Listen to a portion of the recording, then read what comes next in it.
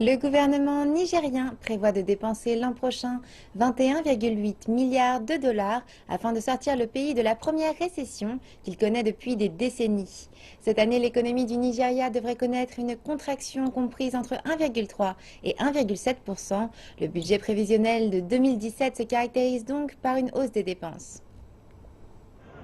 Le Nigeria est dans une situation économique difficile, mais il entend bien en sortir rapidement. Pour éviter les longs délais qui ont émaillé le vote du budget 2016, le gouvernement vient d'envoyer au Parlement ses estimations pour les 3 prochaines années.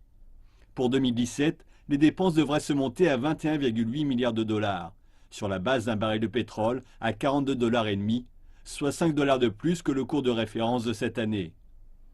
Le taux de change moyen serait de 290 naira pour un dollar. Et le gouvernement table sur une production pétrolière de 2,2 millions de barils par jour. Des chiffres qui semblent optimistes.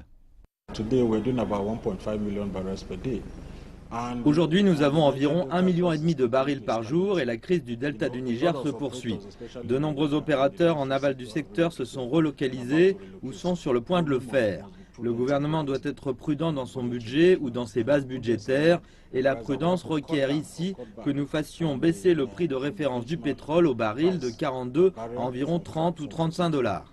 Et la production de référence du pétrole de 2,2 millions à environ 1,2 à 1,5 million de barils par jour. Le gouvernement table sur 4 200 milliards de recettes budgétaires. Le reste, il compte le couvrir via l'emprunt.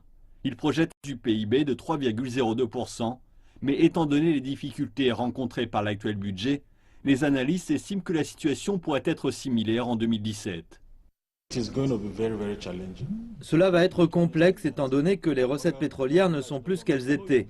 C'est très difficile d'emprunter, rien qu'en 2016, de janvier à décembre, le Nigeria a dépensé 56% de ses recettes totales pour le service de la dette, donc nous sommes surendettés. Bien sûr, notre rapport dette-PIB reste très faible, mais notre rapport dette-recette est l'un des plus élevés au monde. Pour moi, si le gouvernement continue de pousser en faveur de la diversification économique comme nous le voyons, si toutes les réformes en cours donnent des résultats, alors je pense que la concentration sur les recettes pétrolières seront moins fortes. Les recettes vont sans aucun doute être un défi pour le gouvernement. Mais la bonne nouvelle est que la majeure partie des recettes prévisionnelles du budget 2017 ne vient pas du pétrole, mais des secteurs miniers. Le gouvernement prévoit également une croissance du PIB de 3,02%, ce que tout le monde juge surévalué.